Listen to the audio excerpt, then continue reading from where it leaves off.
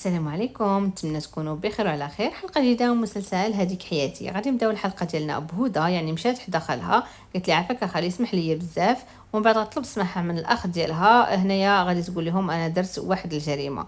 هنا ملي غيسمعوا هذيك الهضره فعلا غادي تصدموا. غنشوفوا ان محمود تصدم بزاف وبقى غير كيشوف، وايضا الاخ ديالها علاء بقى غير كيشوف ومصدوم. اما بالنسبه لدنيا غادي تنهار وغادي تنوض، غادي تقول لهم عافاكم ما تصدقوش هاد الهضره، راكم عارفينها كدواء وكتشرب الدواء، ربما اليوم شربت الدواء ديالها وبقات غير كتهلوس وصافي. يعني غير كيتخيل ليها. هنايا الاب ديالها حتى هو غادي يكون مصدوم. اما بالنسبه للميسون غتبقى غير شاده في الوجه ديالها، يعني ما عرفتش اشنو غادي دير. ولكن هدى تقول ماما عافاك ما بقيتش بغيت نتخبى اكثر من هكا، انا هذه هي الحقيقه، انا اللي صفيتها ليه، ضربته بالحديده على راسو من اللور زعما ديال راسو. هنا غتحكي لهم كل شيء. ودنيا كتقول لخوها عافاك ما تيقهاش، راك عارفها مريضه ما تيقوهاش عافاكم. صافي من بعد هنايا غادي نشوفوا ان سلطانه غادي تحاول تقنع نعيمه باش ما تديش زينب لعند الشرطه. غادي تقول لها عافاك راه بقات ليا غير زينب، راه وحده من البنات كيمشيو، وراك شتي ميسون راه مشات، وحتى نوران حفيدتي الصغيره راه مشات ما بقاتش عندي، وبها حتى هي تقدر تمشي راها مريضه بمرض الخايب. رانا ربما اولادي كاملين، حيت هادو كاملين كتعتبرهم ولادها، قالت ربما كيدفعوا الثمن الاخطاء ديالي، عافاك ما تحرمنيش حتى من زينب حيت ما بغيتش نتفارق معاها.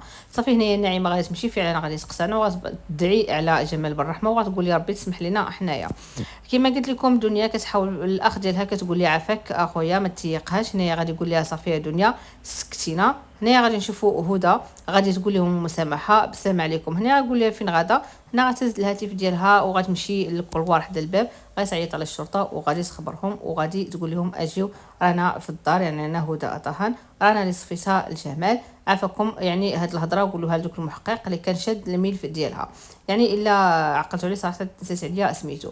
هنا الام ديالها كتحاول تمنعها وغطيح الارض ولكن ما تقدرش تمنعها في الاخير. كلشي غادي يكون مصدوم من الفعله من رده الفعل ديال هدى ملي خبرات الشرطه حيت ما قدروش يحبسوها. نيا تقول لها بنتي هادشي درتي خصك ضروري تهربي للشرطه غادي يجيو. نيا تقول لها ماما عافاك خليني بغيت نمشي لبيتي قبل ما يجيو الشرطه، يعني نتوادع مع البيت ديالي. كما قلت لكم ميسون يعني مبقاتش كتهضر، بقات غير كتشوف ومصدومه لواحد الدرجه ما كتصورش. غادي نرجعوا لعند داك المحقق والصديق ديالو يعني اللي خدام معاه. هنايا جالسين حدا الشاطئ يعني بغاو يكومونديو باش يتعشاو.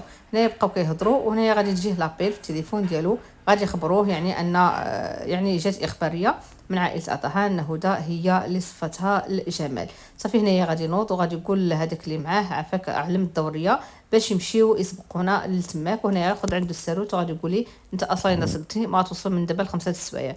صافي هنايا غادي يمشي بواحد السرعه باش يمشي للدار باش ياخذ هدى. هنايا هدى سد عليها في بيتها كيحاولوا يخرجوها يعني الام ديالها والاخ ديالها وميسون باش يهربوها. هنايا ما بغاتش. هنايا غادي تخيل ان جمال حداها غيقول لها انا باقي كنبغيك، انا عرفتيها ما درتيهاش بالعاني، انا سمحت لك خصك ضروري تكملي حياتك ما خصكيش نهائيا تدخلي الحبس. هنايا غطلب منه السماحه تقول لي عافاك راني ندمت بزاف على داكشي اللي درت. قال لها راني عارفه. صافي قال لها خصك ضروري تعيشي حياتك بارك عليك بالبكاء والحزن. صافي ديك الساعه ملي شافت جمال يعني في الخيال ديالها غادي تخرج، ومن بعد غتقول لها الام ديال فين الباسبور ديالك. صافي غادي تاخذو وغتقول لها غادي تبعي ديك الهضره اللي كنقول لك باش نهربوا. هنايا غادي تجي دنيا وغتقول الاخ ديالها عافاك اخويا ما سمعنيش انا ام راه خصني ضروري نهرب بنتي. صافي غادي يقول لها واخا يعني ما يمنعهاش وما غيديرتيش رده فعل. صافي غادي تعلقوا دنيا وايضا هدى غادي تعلق محمود وغادي تعلق الاب ديالهم ومن بعد غادي تمشي. وهنايا غادي نشوفوا ان ميسون وعلاء وجدوا اصلا السياره باش يمشيو مجموعين يدوا زعما يهربوها. هنايا دنيا غادي تتصل بكينان غادي يقول لها شنو بغيتي واش بغيتي تعرضي عليا العرس ديالك. هنايا غادي تقول لي عافاك راه بغيت نهرب بنتي وهدى راه عندها واحد المشكل كبير من بعد ونعاود لك. صافي هنايا غادي يخبرها غادي يقول لها سيري ديها للمكان الفلاني لواحد البلاصه فيها كاميوات ديالو. قال لها انا غنسبقك لتمك وغنهربوها على طريق البحر. صافي اصلا مراته القديمه يعني الطليقه ديالو وبنته كانوا معاه وسمعوا ديك الهضره.